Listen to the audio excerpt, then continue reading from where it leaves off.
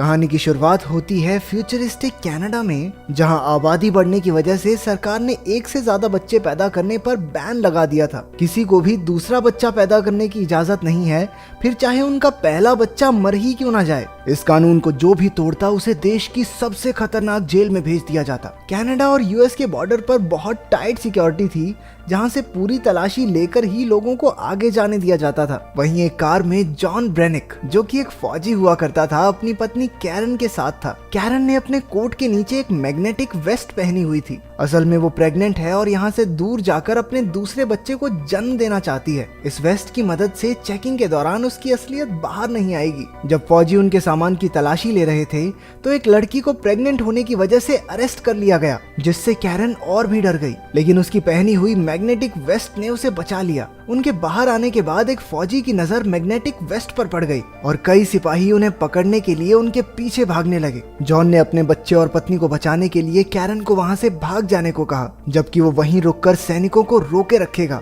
इसके बाद जॉन को बंदी बनाकर बाकी कैदियों के साथ एक जेल में ले जाया जा रहा था, जिसका नाम है फोर्ट्रेस। यह देश की सबसे हाई टेक्नोलॉजी वाली जेल है, जिसे एक रेगिस्तान के बीचों बीच बनाया गया था। वहां से किसी का बच निकलना नामुमकिन था। जब कैदी अंदर पहुंचे तो गार्ड्स ने उन्हें पूरी तरह नंगा करके उनकी चेकिंग की। इसके बाद सभी कैदियों को एक कमरे में ले जाकर उनके पेट में हाईटेक ट्रैकर डाल दिया गया। अगर कोई भी कैदी जेल के नियमों को तोड़ेगा तो ये सिस्टम एक्टिवेट होकर उसका पेट फाड़ देगा। डायरेक्टर पो ने सबसे कहा कि अगर कोई भी कैदी येलो लाइन से बाहर जाएगा तो उसके पेट में जोरदार दर्द होने लगेगा और रेड लाइन को पार करते ही कैदी की मौत हो जाएगी। एक कैदी घबराकर गलती से येलो लाइन के पार चला गया और अचानक पेट में तेज दर्द की वजह से नीचे गिर पड़ा। उसे कुछ समझ नहीं आ रहा था तो उसने गलती से रेड लाइन भी क्रॉस कर दी। उसी समय उसका पेट तेजी से फूलने लगा और कुछ ही पलों में धमाके से फट गया। इसके बाद सभी कैदी लिफ्ट से अंडरग्राउंड जेल में पहुंचे, जो धरती के 30 फ्लोर नीचे जाकर थी। जॉन को नीनो नाम के एक कैदी के साथ Z10 नाम का रोबोट एक सेल में लाया।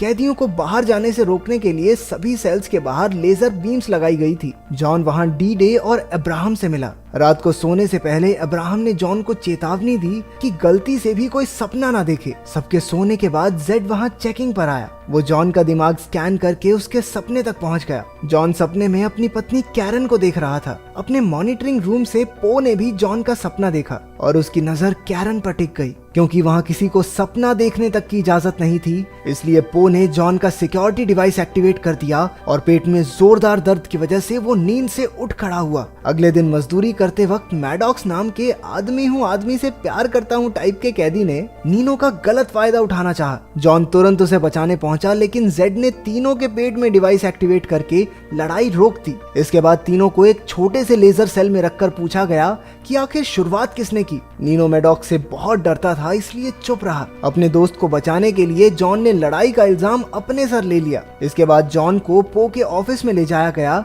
जहां वो कैरन को नहाते हुए देख रहा था। पता चलता है कि कैरन को भी पकड़कर जेल में डाल दिया गया था। पो ने जॉन और कैरन को बेरहमी से टॉर्चर करना शुरू कर दिया और दोनों दर्द में कराहने लगे। बाद में अब्राहम ने बताया कि फ्लोर ए और बी में सभी औरतें हैं और कैरन भी वहीं होगी। उधर कैरन जेल में दूसरी प्रेग्नेंट लड़की के साथ थी। जैसे ही उसे पेट में दर्द हुआ, गार्ड्स उसे जबरदस्ती पकड़कर ले गए। वहाँ हर एक औरत प्रेग्नेंट थी। कैरन को एहसास हुआ कि नए जन्मे बच्चों के साथ जरूर कुछ न कुछ किया जा रहा है। उधर आदमियों की जेल में मैडॉक्स ने जॉन पर हमला कर दिया। दोनों में जबरदस्त लड़ाई शुरू हो गई। कैरन अपने फ्लोर से जॉन को देखकर हैरान रह गई। मुकाबला टक्कर का चल रहा था, लेकिन अचानक से जॉन ने मैडॉक्स को ऊंचाई से नीचे धकेल दिया। मैडॉक्स ने किसी तरह किनारे को पकड़कर अपनी जान बचाई। पो ने ऑफिस से जॉन को ऑर्डर दिया कि मैडॉक्स को खत्म कर दे, लेकिन जॉन ने उसकी बात ना मानते हुए मैडॉक्स की जान बचा ली। गुस्से में पो ने मैडॉक्स के पेट में लगे डिवाइस को एक्टिवेट कर दिया, जिससे उसका पेट धमाके से फट गया। इससे पहले कि गार्ड्स उसे पकड़कर ले जाते,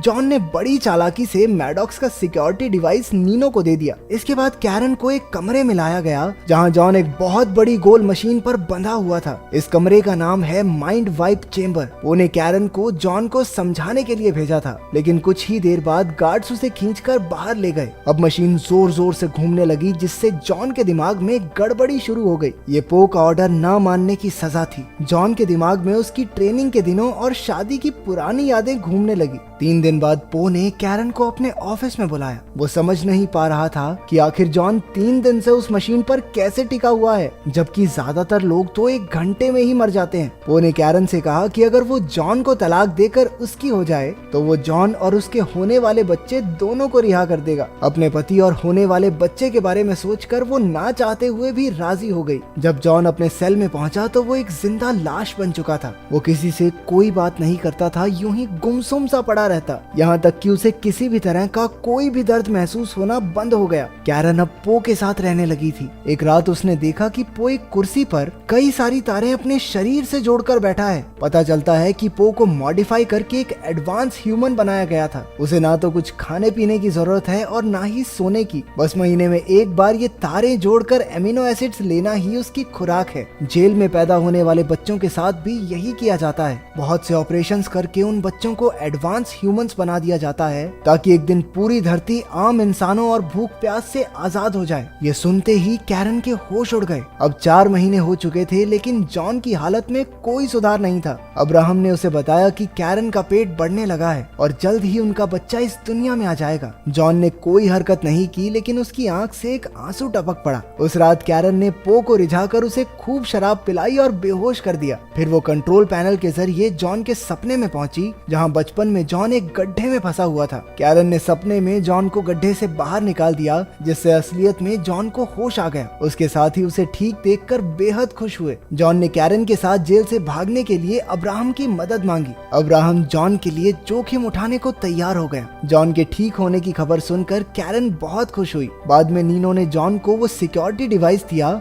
जो उन्होंने मैडॉक्स के शरीर से लिया था। असल में उनका दोस्त डी-डे जेल में आने से पहले कंप्यूटर्स में माहिर था। उसने उस डिवाइस की अच्छे तरीके से जांच करने का फैसला किया। इसके बाद कैरन ने पो के कैबिन से एक हीरे जैसी दिखने वाली चीज चुरा ली। वो पकड़ी जाने ही वाली थी कि उसने उस चीज को अपने मुंह में छुपा लिया। अगले दिन उसने वो हीरे जैसी चीज अब्राहम को देकर जॉन तक पहुंचाने को कहा। असल में ये हीरे जैसी दिखने वाली चीज पूरी जेल का एक डिटेल्ड नक्शा था। उन्होंने हिसाब लगाया कि कंस्ट्रक्शन साइट से होते हुए जेल से बाहर निकला जा सकता है। अगली सुबह अब्राहम ने उस नक्शे को वापस पो के कमरे में रख दिया ताकि किसी को कानो कान खबर ना हो। उधर डी-डे ने पता लगा लिया कि वो सिक्योरिटी डिवाइस कैसे काम करता है। उस डिवाइस के अंदर एक बहुत ही ताकतवर चुंबक लगी हुई थी। उन्होंने इसका इस्तेमाल करके अपने शरीर में लगे डिवाइसेस को भी बाहर निकालने का फैसला किया। उनका ये प्लान कामयाब रहा और सबके सिक्योरिटी डिवाइसेस बाहर आ गए। अगले दिन जेड रोबोट ने पो को बताया कि जेल में गड़बड़ी चल रही है। पो ने कैमरा फुटेज में कैरन को लेंस चुराते हुए और अब्राहम को लेंस वापस रखते हुए देख लिया। उसके साथ इतना बड़ा धोखा होने के बाद वो गुस्से से भर गया, लेकिन इससे पहले वो कुछ कर पाता, जेड ने उसे बताया कि उसकी लापरवाही की वजह से अब उसे डायरेक्टर की पोस्ट से हटा दिया गया है। उधर जॉन की टीम भागने की तैयारी में लग गई। सबने अपने सिक्योरिटी डिवाइसेस निकालकर कंस्ट्रक्शन एरिया की एक पाइप पर लगा दिए और आपस में लड़ाई करने की एक्टिंग करने लगे। जब जेड रोबोट को लड़ाई का पता चला तो उसने डिवाइसेस एक्टिवेट कर दिए, लेकिन उनके सिक्योरिटी डिवाइसेस तो पाइप पर लगे थे, तो उनके जोरदार धमाके के साथ पाइप फट गई और वहां भागने का रास्ता बन गया। लेकिन इससे पहले कि वो भाग पाते, पो ने कंट्रोल रूम से पाइप्स में बेहद गर्म हवा छोड़ दी। दूसरी तरफ हाईटेक रोबोट्स ने सभी कैदियों पर गोलियां बरसाना शुरू कर दिया। वो लोग अब पाइप में फंस चुके थे। स्टिग्स नाम का एक कैदी घबराकर वापस जेल में जाने लगा, लेकिन उन रोबोट्स ने उसे गोलियों से छल्ली कर दिया। दूसरी तरफ अब्राहम जेल में कैरन को लेने पहुंचा, लेकिन उसी वक्त पो वहां आ गया। उसने अब्राहम को मार डाला और गार्ड्स कैरन को खींच कर ले गए ताकि उसके बच्चे को भी एडवांस ह्यूमन बनाया जा सके। उधर जॉन की टीम एक रोबोट को मार गिराने में कामयाब हो गई। तब उन्हें पता चला कि ये कोई रोबोट नहीं बल्कि एडवांस ह्यूमंस ही हैं। जॉन ने उसकी बंदूक उठाई और बाकी सबका सामना करते हुए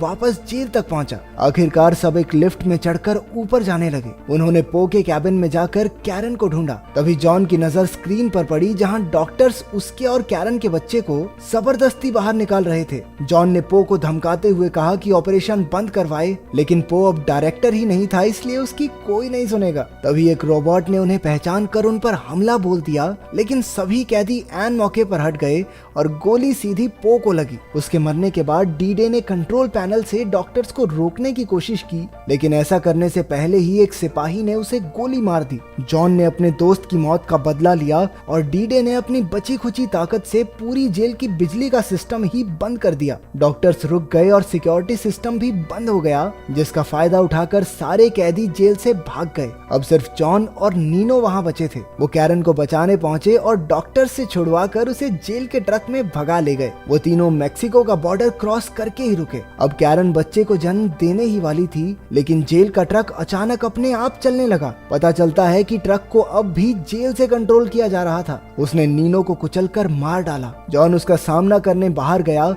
जबकि कैरन झोपड़ी में तड़प रही थी। जॉन ने ट्रक को धमाके से उड़ा दिया, लेकिन बदकिस्मती से वो ट्रक झोपड़ी से जा टकराया और कैरन भी मलबे के नीचे फंस गई। जॉन घबराकर अपनी पत्नी को ढूंढने लगा, लेकिन वो सही मौके पर वहां से निकल गई थी। वो बिल्कुल सुरक्षित थी और उसके हाथ में एक प्यारा सा बच्चा था। आखिरकार जॉन और कैरन अपने बच्चे को बचाने में कामयाब हो ही गए।